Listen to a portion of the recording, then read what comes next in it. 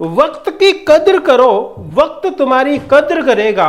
और यदि net exam qualify करना है तो समय का सही से इस्तेमाल करना पड़ेगा। दोस्तों आपको पता है कि सीएसआर नेट केमिकल साइंस का सिलेबस कितना बड़ा है। इतना बड़ा सिलेबस और समय बचाए इतना सा, इतना बड़ा सिलेबस और समय बचाए इतना सा। आपका जो जून 2025 का एग्जाम है वो एक्सपेक्टेड मान लो कि जुलाई 2025 में जाएगा नेट का। तो कुल मिलाकर अब आप सोच लो कि आज से आपने अच्छे से प्रिपरेशन स्टार्ट करिए तो आपके पास कितना समय बचा है। कुल मिलाकर आपके पास इतना सा समय है और इतना बड़ा सिलेबस आपको कवर करना है।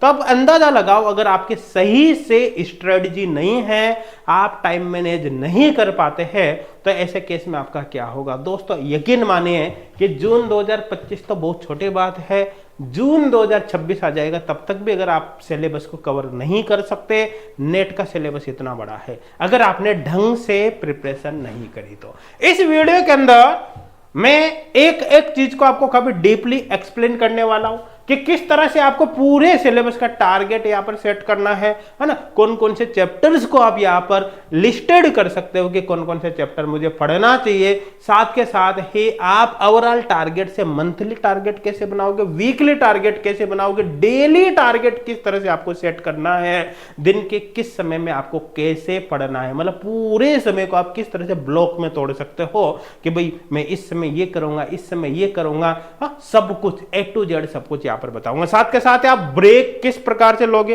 हाँ ब्रेक के दौरान आप किस तरह से करोगे। एक बार जब आपके माइंड में थकान हो जाएगी तो आप अपने माइंड को रीबूट कैसे करोगे ताकि दोबारा फिर से आप एकाग्रता के साथ स्टडी को स्टार्ट कर सको। सब कुछ यहां पर मैं आपको बताने वाला हूं। क्लियर है? तो चले यहां पर भैया शुरुआत करते हैं, है ना। सबसे पहले यहां पर अपन देखते हैं कि अपना जो टारगेट या फिर ऑब्जेक्टिव है वो क्या है। भाई अपना टारगेट क्या है कि अपना टारगेट है सीएसआर नेट जून 2025 एग्जाम कब होना है। अपन एक्सपेक्टेड मान ले कि जुलाई 2025 में होगा, जून में आपका एग्जाम नहीं होगा डेफिनेटली मान लो, जुलाई से आगे शिफ्ट होने के चांस भी ना के बराबर है। रीजन क्या है कि फिर एनटे का शेड्यूल ही बिगड़ जाएगा, है ना। तो एक्सपेक्टेड मान लो कि जुलाई 2025 में आपका एग्जाम हो जाएगा, ठीक है। तो कुल मिलाकर आपको पता है कि आज से आपके पास कितना समय बचा हुआ है। अब ये बचे हुए समय के अंदर आपको किन किन चैप्टर्स को कवर करना है, उन चैप्टर की सबसे पहले लिस्ट यहां पर आपको बनानी है। अब सबसे बड़ा सवाल यह है कि भैया बचे हुए इस समय के अंदर, मतलब एग्जाम से पहले मुझे इन सब चैप्टर्स को पढ़ना है, तो मुझे कैसे पता चलेगा कि कौन से चैप्टर यहां पर आने चाहिए, कौन से चैप्टर नहीं आने चाहिए। भाई एक बात बता देता हूं मैं कि नेट का सिलेबस बहुत बड़ा, बहुत बड़ा है, ठीक है। और आप सब कुछ कम से कम समय में नहीं कर सकते, ठीक है। तो ये मान के चलो कि कुछ न कुछ चैप्टर्स को यहां पर आप इग्नोर कर सकते हो। Inorganic chemistry, organic chemistry, physical chemistry में से आप एक एक दो चैप्टर को अपनी लिस्ट में से हटा सकते हो, कोई दिक्कत वाली बात नहीं है। लेकिन कौन से चैप्टर को हटाना है, मर्जी से किसी भी चैप्टर को हटा दो। हाँ आपकी इच्छा हुई मैं तो रिएक्शन मैकेनिज्म नहीं पढ़ूंगा ऑर्गेनिक की, आप ऐसा कर सकते हो। हाँ नहीं, ऐसा बिल्कुल भी आपको नहीं करना है। आपको क्या करना है कि आपको पूरे प्रीवियस ईयर पेपर का डिटेल एनालिसिस करना है। डिटेल एनालिसिस करने के लिए आपको प्रीवियस ईयर पेपर को उठा के देखने की कोई आवश्यकता नहीं है ना। ऑलरेडी हमने इस पर एक डिटेल वीडियो बना रखा है, लिंक आपको डिस्क्रिप्शन में मिल जाएगा। इस वीडियो को खत्म होने के बाद उसको आप देख लेना, उससे आपको अंदाजा लग जाएगा कि कौन से चैप्टर का कितने वेटेज है, कितने मार्क्स के क्वेश्चन किस चैप्टर से आते हैं। तो उसके अकॉर्डिंग फाइनली आप डिसाइड कर लेना कि एग्जाम से पहले मुझे इन सब चैप्टर को खत्म करना। तो कुल मिला के सबसे पहले आपके पास लिस्ट ऑफ चैप्टर्स कंप्लीट आ गई। अब आप इस लिस्ट ऑफ चैप्टर जो आपके पास है, ये टारगेट है एग्जाम से पहले मुझे इसको खत्म करना है। तो भैया अब इस पूरी लिस्ट में से मुझे इस मंथ के अंदर कौन कौन से चैप्टर खत्म करने हैं, ये आपके पास सेकंड लिस्ट प्रिपेयर होनी चाहिए। अब ध्यान देना, ऐसा नहीं कि यहां पर तो पूरी लिस्ट है और यहां पर उठाकर आप एक चैप्टर डाल दो कि मैं इस महीने में यही चैप्टर करूंगा। भैया वहां तक फिर कितने चैप्टर होंगे, आपका सिलेबस खत्म थोड़ी होगा। तो आपको यहां पर जितने चैप्टर डालने हैं वो ये माइंड में रखकर ध्यान रखना है कि भैया कि ये पूरा ही खत्म करना है यहां तक। तो उसके अकॉर्डिंग देख लेना कि पूरे तब खत्म होंगे जब मैं इस मंथ के अंदर इतने चैप्टर कवर करूंगा। तो आई थिंक क्लियर हो गया होगा। पूरे टारगेट में से इस मंथ का टारगेट निकलकर आपके सामने आ जाएगा। अब देखो ये मंथली हो गया, इसके बाद देखो कि पूरे मंथ का है, तो इस वीक में मैं कौन कौन से चैप्टर पढ़ूंगा, है ना। तो यहां पर ध्यान देना, जब आपने ओवरऑल टारगेट सेट किया, जब आपने मंथली टारगेट सेट किया तो यहां पर केवल चैप्टर का नाम लिख दो, काम खत्म। लेकिन जब वीक का टारगेट सेट करो तो वीक के टारगेट में आपने 1 या 2 चैप्टर जो भी आप पढ़ सकते हो, जैसे आपने क्या भैया इस वीक के अंदर मैं केमिकल काइनेटिक्स पीरियोडिक टेबल को खत्म कर दूंगा, तो आपको ध्यान देना है कि केमिकल काइनेटिक्स से पीरियोडिक टेबल को आप खत्म करोगे तो उसके आपको प्रीवियस ईयर क्वेश्चंस भी साथ के अंदर सोल्व करना है ना, और साथ के साथ ही उसी से रिलेटेड ऑनलाइन टेस्ट भी आपको अटेम्प्ट करना है। अब यहां पर सिनेरियो अलग अलग स्टूडेंट के लिए अलग अलग हो सकता है। जैसे सपोज करो आप एच गोड क्लासेज की स्टूडेंट है, एच गोड क्लासेज एप्लीकेशन पर आपने पेड ऑनलाइन कोर्स ले रखा है सीएसआर नेट केमिकल साइंस का, तो ऐसे केस में आपको क्या मिलेगा, वीडियो लेक्चर मिल गए, साथ के साथ आपको प्रीवियस ईयर क्वेश्चंस के लिए प्रैक्टिस प्रॉब्लम सेट भी मिल गई क्वेश्चन बैंक के अंदर, है ना, साथ के साथ आपको ऑनलाइन टेस्ट सीरीज भी उसके अंदर मिल गए। तो आपके पास सब कुछ अवेलेबल है, आपका टाइम वेस्ट ही नहीं हुआ, आपका टाइम बिल्कुल भी बर्बाद नहीं हुआ। लेकिन सपोज करो आप ऐसे स्टूडेंट हो जो सेल्फ स्टडी कर रहे हो, हाँ, यूट्यूब वगैरह से पढ़ रहे हो, बुक्स वगैरह से पढ़ रहे हो, तो ऐसे केस में आपको प्रीवियस ईयर क्वेश्चंस और ऑनलाइन टेस्ट सीरीज वगैरह का अलग से जुगाड़ करना है। ऑनलाइन टेस्ट सीरीज नहीं भी हो तो फिर आप इसके लिए कोई बुक्स वगैरह अरेंज कर सकते हो। कुल मिलाकर क्वेश्चंस आपके पास होना चाहिए प्रैक्टिस के लिए, है ना, सबसे मेन बात यह है। आई थिंक क्लियर हो गया होगा। तो वीक का टारगेट आपका डिसाइड हो गया। अब आपको यहां पर ये डिसाइड करना है कि आपको डेली टास्क, भैया ये इस वीक का टारगेट है तो आज के दिन मुझे क्या कवर करना है, क्या पढ़ना है। ठीक है भाई, जैसे यहां पर आपने लिया केमिकल काइनेटिक्स पढ़ूंगा भैया मैं इस वीक में, पीरियोडिक टेबल पढ़ूंगा या फिर केमिकल इलेक्ट्रोकेमिस्ट्री पढ़ूंगा, जो भी नाम यहां पर डाल दिया। अब केमिकल बॉन्डिंग आपने मान लो शुरू किया, तो ऐसा थोड़ी कि आपने देखते केमिकल बॉन्डिंग फटाफट खत्म हो गया। भैया केमिकल बॉन्डिंग में बहुत सारे टॉपिक है, अलग अलग टॉपिक है, तो आप डिसाइड करो कि कल मैं क्या पढ़ूंगा, है ना। कल का टारगेट आज सोने से पहले आपका डिसाइड हो जाएगा कि कल मुझे क्या क्या पढ़ना है। कि केमिकल बॉन्डिंग में भाई मैं पढ़ूंगा कल, केमिकल बॉन्डिंग में क्या पढ़ूंगा कि केमिकल बॉन्डिंग में मुझे वैलेंस बॉन्ड थ्योरी पढ़नी है, केमिकल बॉन्डिंग में भाई मुझे वैलेंस बॉन्ड थ्योरी के साथ मॉलिक्यूलर ऑर्बिटल थ्योरी पढ़नी है। तो जो जो आपको कल के दिन का टारगेट आपका रहेगा वो आप साथ के साथ ही लिख लो। और ये कब बनानी है, एक दिन पहले लिस्ट, जैसे आपको कल की लिस्ट आज सोने से पहले ही बनानी है। आई थिंक क्लियर हो गया होगा। तो कंप्लीट डिसाइड कर लो कि कल क्या क्या करना है, कौन कौन से टॉपिक के आपको लेक्चर देखना है, किस चैप्टर का रिवीजन करना है, किस चैप्टर के प्रीवियस ईयर क्वेश्चन सोल्व करने हैं, किस चैप्टर के ऑनलाइन टेस्ट अटेम्प्ट आपको करना है, सब कुछ आप बना लो। अब दूसरे दिन की लिस्ट, कल की लिस्ट आज सोने से पहले रात में ही हमने कंप्लीट कर ली, तो भैया इसका क्या बेनिफिट होगा। देखो भैया एक तो तरीका है कि आज की लिस्ट में सुबह उठकर सबसे पहले बना रहा हूं, भैया आज मैं ये काम करूंगा, उठते ही मैंने बना ले, और एक रात को सोने से पहले ही मैंने आज की लिस्ट बना ली कल लास्ट, तो दोनों में फर्क है। अगर आपने कल ही लिस्ट बना ली तो ऐसे केस में क्या होगा कि वो टॉपिक आपके माइंड में चल रहे हैं, भाई कल उठते में ये पढ़ूंगा, ये पढ़ूंगा, ये पढ़ूंगा, ये काम करना है, ये काम करना है। अब आपका माइंड क्या हो गया कि उस चीज के लिए प्रिपेयर हो गया, है ना, वो पहले से ही प्रिपेयर है। अब ऐसे केस में क्या होगा कि आपका कुल मिलाकर सबकॉन्शियस माइंड उस टास्क पर जो आपने अपने आप को दिया है उस पर वर्क करना स्टार्ट कर देगा, है ना। तो ऐसे केस में जैसे आप मॉर्निंग में उठोगे, उठते ही सीधी आपकी उस टास्क को कंप्लीट करने के प्रति आपका ध्यान जाएगा। मोबाइल आप उठाओगे या कुछ भी करोगे तो आप उसमें भटकोगे नहीं। ऐसा नहीं होगा कि आपने मोबाइल तो पढ़ने के लिए उठाया और आप रील देखने लग गए, कुछ और काम करने लग गए, सोशल मीडिया पर चले गए, है ना। ऐसा फिर कुछ भी नहीं होगा। क्यों? क्योंकि आपका टास्क पहले से प्रिपेयर है। ऐसा करने से आपके सारे काम समय पर होंगे, हाँ, आपको नींद बड़ी आएगी। क्यों? क्योंकि दिमाग में कोई स्ट्रेस नहीं है, आप टाइम टू टाइम अच्छे से सिलेबस को कवर करते हुए चल रहे हैं, है ना। किसी तरह का रिड्यूस या स्ट्रेस आपके दिमाग में नहीं आएगी। और साथ के साथ ही सबसे अच्छी बात है कि लर्निंग कैपेसिटी आपकी धीरे धीरे यहाँ पर बढ़ने लग जाएगी। तो कुल मिला के डेली के टास्क लिस्ट आपको सोने से पहले एक दिन पहले ही बना लेने। अब यहां पर मैं एक आइडियल सिचुएशन मान रहा हूं। आइडियल सिचुएशन क्या है कि जैसे एक स्टूडेंट है जो रात को 10 बजे सो जाता है, सुबह 5 बजे उठता है। अब देखो आपका टाइम अलग हो सकता है आप रात्रि चलो, हाँ, रात में आप सोते नहीं हो, हाँ, आप दिन में सोते हो, ऐसा हो सकता है। अलग अलग स्टूडेंट का अलग अलग शेड्यूल हो सकता है। तो मैं यहाँ पर एक आइडियल कंडीशन ले रहा हूँ। आइडियल कंडीशन कैसे है कि एक स्टूडेंट मान लो रात को 10 बजे सोता है, सुबह 5 बजे उठता है ना। आई थिंक क्लियर हो गया होगा।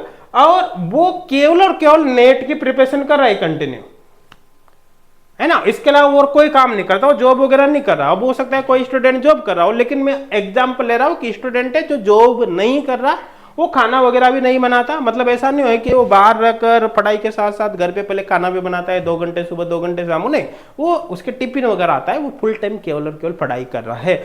ऐसे स्टूडेंट का एग्जाम्पल लेकर मैं यहाँ पर टाइम टेबल बताने वाला हूँ। लेकिन अगर आपको आपके शेड्यूल में कोई चेंज करना हो तो आप अपने अकॉर्डिंग उसको चेंज कर सकते हो, कस्टमाइज कर सकते हो। अब यहां पर एक्चुअली क्या होगा, देखो ध्यान देना, आपको पूरे टाइम को सबसे पहले मैं 2 पार्ट में डिवाइड कर देता हूं।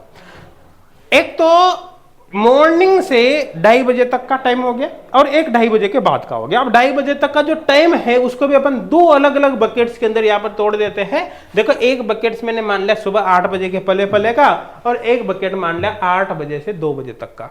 आई थिंक क्लियर हो गया होगा। तो सुबह का जो 8 बजे से पहले पहले का जो बकेट है उसके अंदर आप क्या कर सकते हो, जैसे मॉर्निंग में उठने के बाद सबसे पहले आपने थोड़ी बहुत हेल्थ ओरिएंटेड एक्टिविटीज कर ली, है ना, जैसे आपने कुछ समय के लिए मेडिटेशन कर लिया, कुछ समय आपने एक्सरसाइज कर ली, गुनगुना पानी पी लिया। देखो ये चीजें बहुत ही ज्यादा जरूरी है।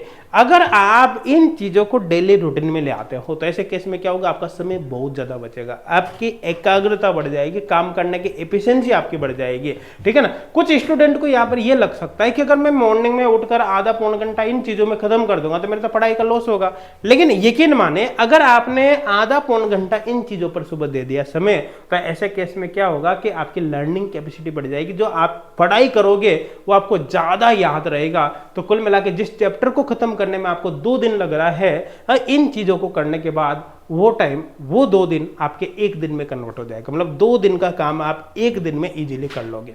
तो इनसे कुल मिलाकर बहुत ज्यादा इफेक्ट पड़ता है। तो ये डेली एक्टिविटी आपको जरूर करनी है। सुबह के टाइम को आप रिवीजन के लिए काम में ले सकते हो, है ना। आप हमेशा फिक्स करो कि आज मैं जो कुछ भी पढ़ना शुरू करूंगा नया, उससे पहले लास्ट 10 डेज का रिवीजन जरूर करूंगा। लास्ट 10 डेज का रिवीजन करूंगा तो भैया भूलूंगा नहीं, मुझे परमानेंट वो चीजें याद हो जाएगी ना। अब यहाँ पर जैसे मैंने न्यूज़पेपर का डाल रखा है कि सुबह 10 से 15 मिनट न्यूज़पेपर पढ़ सकते हो, लेकिन जरूरी नहीं ना भैया आप इसको सुबह ही रखो। आपको लग रहा है नहीं यार मैं दिन में जब थक जाऊंगा थोड़ा सा तब इस चीजों को देख लूंगा, या फिर मुझे तो नीड ही नहीं न्यूज़पेपर की, तो आप इसको हटा देना। ये मैंने एक जर्नल प्लान बनाया है, आप इसको अपने अकॉर्डिंग कस्टमाइज कर सकते हो। अब ये सब करने के बाद आप 10-5 मिनट का यहाँ पर ब्रेक ले सकते हो। ब्रेक लेने के बाद फिर अब आप फुल कंसंट्रेशन से आप अपनी स्टडी के लिए यहाँ पर तैयार हो जाओगे, है ना।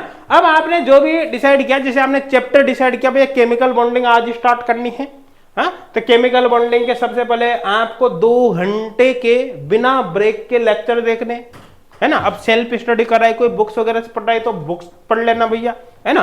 तो कुल मिला के 2 घंटे बिना ब्रेक के आपको लेक्चर देखने। उसके बाद आप 15-20 मिनट लंच कर सकते हो और फिर 10-15 मिनट आप यहाँ पर आप थोड़ा रिलैक्स हो सकते हो। रिलैक्स होकर फिर 1-1.5 घंटे कंटिन्यू आप वापस लेक्चर देख सकते हैं। और इस दौरान आपको एक बात का ध्यान रखना है कि आपको लेक्चर देखते समय ब्रेक बिल्कुल भी नहीं लेना, आप कंटिन्यू देखो उस चीज को। क्लियर है ना। ब्रेक के टाइम आप ब्रेक लो, कोई दिक्कत नहीं है ना। बीच में आपको डिस्टर्ब नहीं होना। अपने मोबाइल के नोटिफिकेशन आप ऑफ रख सकते हो। आप ये भी काम कर सकते हो कि अगर मान लो जैसे आपने ऑनलाइन कोर्स ज्वाइन कर रखा है, तो ऐसे केस में आप क्या कर सकते हो भैया, जो वीडियो लेक्चर्स वगैरह है उनको ऑफलाइन मोड में पहले आप डाउनलोड करके रख लो। रात में सोते समय आपने डाउनलोड कर लिया, है ना। तो सुबह उठा तो जब आप लेक्चर देख रहे हो उस समय आप अपना इंटरनेट ऑफ कर लो। इंटरनेट ऑफ करने का बेनिफिट क्या होगा कि पढ़ते समय आपके पास किसी भी प्रकार का कोई व्हाट्सएप मैसेज या फिर नोटिफिकेशन वगैरह ये सब नहीं आएंगे।